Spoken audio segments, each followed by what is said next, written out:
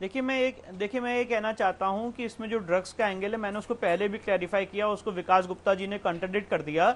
अगर किसी के पास ड्रग्स पोजेस नहीं करता है अभी, इसका यह मतलब नहीं कि सेक्शन 20B के तहत वो ऑफेंस नहीं है। अगर किसी ने ड्रग्स बेचा है या खरीदा है तो वो भी सेक्शन 20B के तहत ऑफेंस है। और दूसरी बात मैं ये कहना चाहता हूं, यहां पे सवाल उठाए जा रहे हैं, विकास गुप्ता जी द्वारा उठाए गए और राहुल ईश्वर जी द्वारा उठाए गए कि मीडिया इसको बहुत हाईलाइट करी, मीडिया ट्रायल हो रहा है। कौन सा ऐसा केस है जिसमें मीडिया ट्रायल नहीं होता है, जहां पे सेलिब्रिटीज इन्वॉल्व है? और ये मीडिया ट्रायल वर्ड खुद में गलत है। जब इतना बड़ा केस है, एक एक्टर जो बहुत चाहता एक्टर था, अगर उसका मर्डर हुआ है या उसको सुसाइड का एक जामा पहना के लोगों के सामने पेश किया जा रहा है, वो सुसाइड है, और अगर मीडिया ने खबर उठाई तो उसमें क्या गलत है? कितने ऐसे केसेस हैं, आप भी जानते हैं रोहित जी, जहां पे पुलिस, चाहे दिल्ली पुलिस हो, चाहे सीबीआई हो, चाहे एनआईए हो, वो मीडिया को ब्रीफ करती है कि उन्होंने क्या क्या रिकवरी की है, क्या क्या चीजें पाई हैं।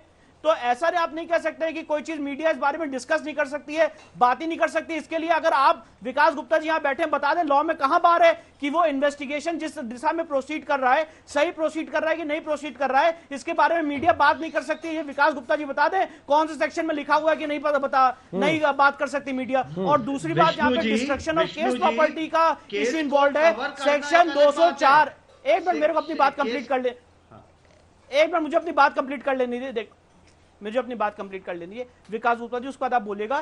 सेक्शन 204 आईपीसी का क्लियर तौर पे ये कहता है कि अगर किसी ने कोई केस की एविडेंस को डिस्ट्रॉय किया है तो वो ऑफेंस आईपीसी के तहत, जिसके लिए 2 साल की सजा है। तो अब विकास गुप्ता जी ये बता दें कि मीडिया के ऊपर बार कहां है, लॉ के कौन से प्रोविजन में बार है जो मीडिया को रोकता है कि आप कोई मैटर जिसमें इन्वेस्टिगेशन हो रहा है उसके लिए आप बात भी नहीं कर सकते या रिपोर्टिंग नहीं कर सकते। विकास गुप्ता जी तो ट्रिपल तलाक पर भी डिबेट के विरोधी थे, राम मंदिर पर भी डिबेट के विरोधी थे, आज सुशांत सिंह राजपूत पर भी डिबेट के विरोधी हैं। क्यों विकास जी? नहीं या तो आपको सूट नहीं करता, केवल उसके विरोध करते हैं?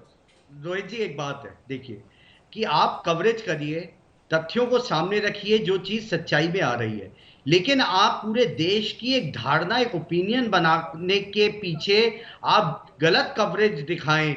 आप एक जो जिसके साथ अभी इन्वेस्टिगेशन शुरू भी नहीं हुई है, रिया के साथ, रिया को सिर्फ आज तक ईडी ने 2 बार बुलाया है। रिया ने सीबीआई जांच कराई है, गृह मंत्री जी नहीं तो कराई, रिया ने ट्वीट किया था ना, और फिर उन्हीं की तरफ से विरोध होने लगा। आपके चैनल पे पिछले 4 हफ्ते से आया हूं, मैंने तब भी कहा कि मैं सीबीआई की जांच के विरोध में नहीं हूं। अंजना जी के साथ भी मेरे इंटरव्यू में विकास गुप्ता जी, रिया जो आज तक पर आ रही हैं 7 बजे, उन रिया को पिछले 2 महीने में क्या किसी ने रोक रखा था कि आप टीवी पर मत आइए? उनके ऊपर कोई बैन था? अगर सुशांत का परिवार, अगर सुशांत के दोस्त, अगर सुशांत के चचेरे भाई टीवी पर आकर अपनी बात रख सकते हैं, तो वो जो अपने को लाइफ पार्टनर कहती है उनकी कि हम लिव इन में थे, वो भी आकर रख सकती थी? लिव इन का जो रिलेशनशिप है ना रोहित जी, वो मियां बीवी के रिलेशनशिप के बराबर है। और अभी सुप्रीम कोर्ट ने एक प्रॉपर्टी के मैटर में कहा कि son is a son till he gets his wife. तो जो एक लिव इन रिलेशनशिप का जो एक ढांचा है, जो मैं अब उन बातों में नहीं जाऊंगा कि फैमिली के साथ क्या रिलेशनशिप रहता है नहीं रहता, लेकिन लिव इन पार्टनर एक मियां बीवी से कम का रिलेशनशिप नहीं है। तो ये जो बहुत सारी बातें आ रही हैं कि जी उन्होंने उनका पैसा ले लिया, मैं अगर ये मान भी लूं कि उन्होंने उनका पैसा खर्च भी कराया है, तो कोई दूसरा कहने वाला क्या होता है? कौन कह सकता है कि वो उन पे पैसे नहीं खर्च कर सकते या उनको चीट कर लिया? जिस आदमी का पैसा जिसने खर्च किया है, अगर वो ही नहीं, उसने कभी अपनी लाइफ टाइम में नहीं कहा कि मुझे चीट किया गया है, तो आज ये जो एफआईआर है, ये baseless FIR as far as cheating और breach of trust is concern.